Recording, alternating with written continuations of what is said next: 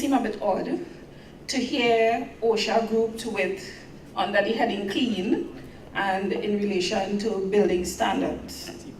However, by the end of my presentation, I trust that you will see that the connection is not as far-fetched as it may initially appear to be. So, before we get started though, I would like to echo the sentiment already expressed in terms of a change in mindset. When we're thinking about clean and likewise health and safety, we need to recognize that they aren't as far removed from each other as we would like to think. You cannot remove safety from health or health from safety because they both impact each other. In terms of buildings, for example, electricity, you would initially think that it's a safety issue because it powers your emergency lighting and your alarm systems and that sort of thing. But the same electricity also powers your AC, which impacts on your indoor air quality. And therefore, that makes it also a health concern. Likewise, stress. Stress has always been blamed as the root cause of many illnesses, but a stressed worker is also an unsafe worker. So just plug that at the back of your mind as we proceed. In my research for this presentation, I realized, or it became even more apparent to me, what most of us know, and that is that Trinidad and Tobago does not really have any building codes per se. We use international building codes, we use the Caribbean building codes. The TTDS, they have developed a small building code. It is still in the draft stages. Now the dilemma is, one, it is a small building code. That means it would apply to buildings 2 stories or less with a floor space of 300 square meters maximum. Therefore, it will not even apply to this building. And also being a code, it is not a law. So compliance with it would be voluntary. So what do we do? Presentation finish? Not quite. Because we need to make sure that we follow some sort of system if we are to avoid situations like these. For those of you who do not recognize the picture, that is the collapse of the Rana building, the Rana Plaza building in Bangladesh. It occurred in April 2013. It led to the deaths of 1,129 persons, with another 2,515 people being injured. And interestingly, Bangladesh does have building codes, but due to corruption, they were ignored, and the approvals they got, they were allowed to exceed what was given. So at the time of the collapse, it was approved for 5 stories, it was 8 and a 9th story was being added. It was approved for one type of activity and another type of activity was going on. So the collapse took place due to a combination of poor construction, overcrowding, severe overcrowding, and normal routine activities which generated vibration. And that was sufficient to bring the building down. So it is not okay for us to say, well, if the government wanted us to use building codes, they'd give us some. We have to find some sort of standard that we can use to guide our activities if we are going to avoid situations like these. Fortunately for us, Trinidad and Tobago does have different pieces of legislation that has implications for building standards. And the OSHA Act is one such piece of legislation. Now, you're not going to hear a building code, you're not going to see that in the OSHA Act. But however, compliance with a particular code is implied, and there are also some specific prescriptive duties that is contained in the OSHA Act that also has implications for building standards. The OSHA Act also does not, it rather is structured to facilitate self-regulation. But in self-regulating, you are guided by terms such as so far as reasonably practicable, which you will see very often in the OSHA, simply means what is reasonable and practical in a given situation. And you are also expected to utilize tools such as risk assessment to assist you in maintaining an acceptable standard. The duties with regards to building standards are placed on three primary groups of stakeholders, or duty holders rather: employers, occupiers, and the self-employed. Employers, as you know, employ people. Occupiers, well, self-employed, they work for themselves. Occupiers is the tricky one. An occupier is the person or entity that has ultimate control over the affairs of an industrial establishment. So in a tenanted building, the occupier is the landlord. However, an occupier can also be an employer, or they can even be self-employed. Because if you are self-employed, you work for yourself, but you may have employees. And if you work out of your own premises, you are also an occupier. So you can have combined duties based on your situation.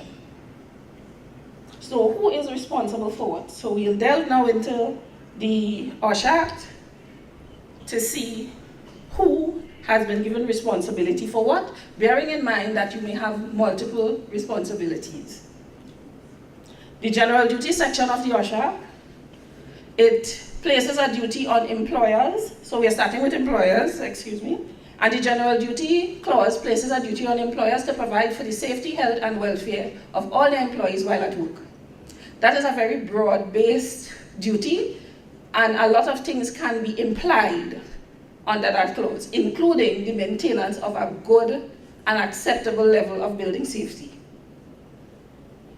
More specifically, the Act speaks in Section 2A about maintenance of plans and system of work. In Section 6.2b, arrangements for safety and the absence of risk to health in connection with the use, handling, storage of equipment, machinery, articles, and substances. Continuing along with employers' duties, maintenance of the workplace in a condition that is without risk to health. Again, how are you to do that? That is a broad-based statement based on, so far as reasonably practicable, and a risk assessment. You can see yourself guided towards some sort of standard that would facilitate you being able to meet that duty. So it's sort of implied, even though it isn't expressly stated. Provision and maintenance of safe means of access and egress.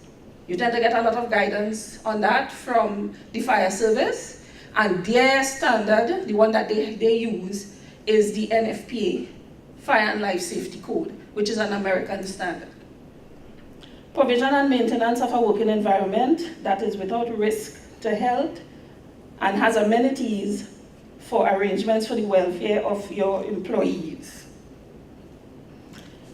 And last but not least, conducting your business as an employer and also as a self-employed person in a manner that does not adversely affect persons who are not in your employment, but who can be adversely affected by your activities. Who are these people? Your neighbors, your visitors.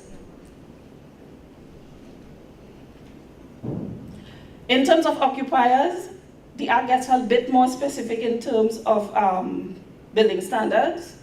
The general duty for occupiers is to protect the safety and health of the public within the vicinity of their business from dangers created by their operations. And this is to be done with guidance from none other than the EMA. So you are supposed, the OSHA places a responsibility on you to comply with what the EMA sets in its standards. Likewise, when it speaks about fugitive emissions, which do not conform to an approved standard, the approved standard would be from the EMA, and it speaks about the fugitive emissions speak to liquids, gases, and vapors that are inadvertently emitted from your workplace. Fire safety, interestingly enough, has been assigned to the occupier and not the employer, but you would need to collaborate with your employer if you are a landlord in order to get this right. The fire certificate rather, that we are all familiar with, actually is a document by which the fire service certifies that they are satisfied with the means of escape in case of fire within the building. This section, which is sections 26 to 30 of the OSHA, it speaks to enclosing lifts with fire-resistant materials, and also the doors to the lift should be made of fire-resisting material. Now, if you know about fire-resisting materials, they are rated. They are rated for different classes, different uses in different types of buildings. They last, they will prevent the fire from engulfing the area within specified amounts of time under normal use.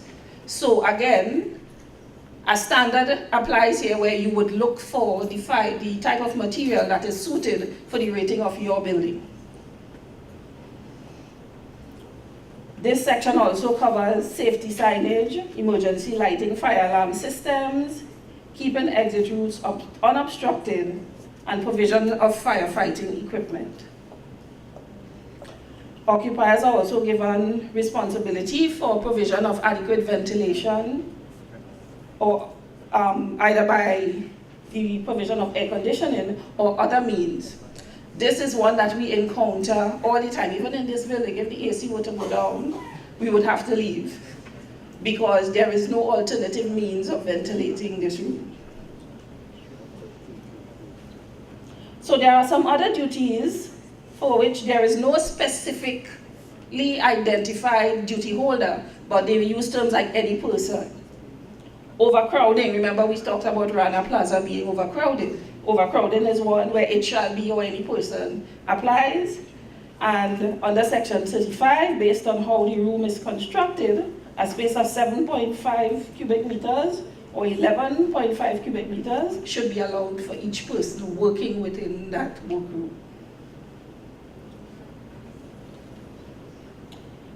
Under section 59, let's go back a little.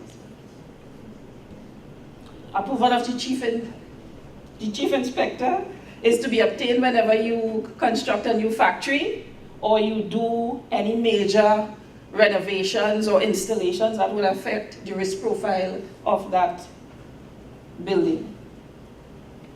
You are also required to notify the chief inspector of building operations. That is again when you do maintenance and repairs to your buildings.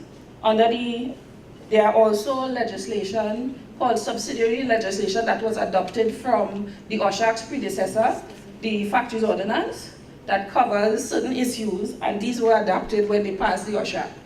One such legislation is the Prescribed Form Order, Occupational Safety and Health Prescribed Form Order, requirement number 18, speaks to hoist and lift where they must be certified annually by a competent person. And the electricity regulation speaks about electrical installations. So, going forward, we realize that accountability is very important because with the Rana building, there was building codes. There were building codes, they were used to some extent, but they were also flouted tremendously. So if this session is to be productive in terms of building standards, accountability must be incorporated in whatever document or plan that is put forward in terms of maintaining an adequate level of safety, health, cleanliness within your buildings.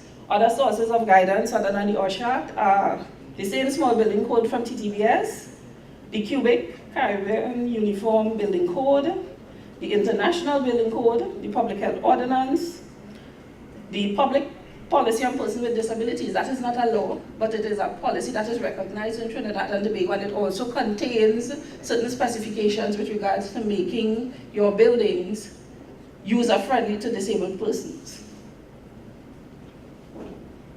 And agencies and organizations such as the Fire Service and Fire Prevention Department, the Public Health Department, Electrical Inspectorate, etc., can be of assistance. Again, this is the owner of the Rana Plaza building when he was arrested along with 42 other persons, including 12 government officials, for the atrocities that occurred, and that was in no small measure due to international pressure. So, not because we live in Trinidad and Tobago and we think we may be well connected and above what applies to other persons, this is just a reminder of the very real consequences. And in closing, I'd just like to let you know that if charges are brought against you under the OSHA, the issue of reverse burden of proof would apply, where unlike in criminal law where you are innocent until proven guilty, under the OSHA Act, if you are accused, it is your responsibility now to convince the magistrate or the judge that you did everything that was reasonably practicable to avoid such an occurrence.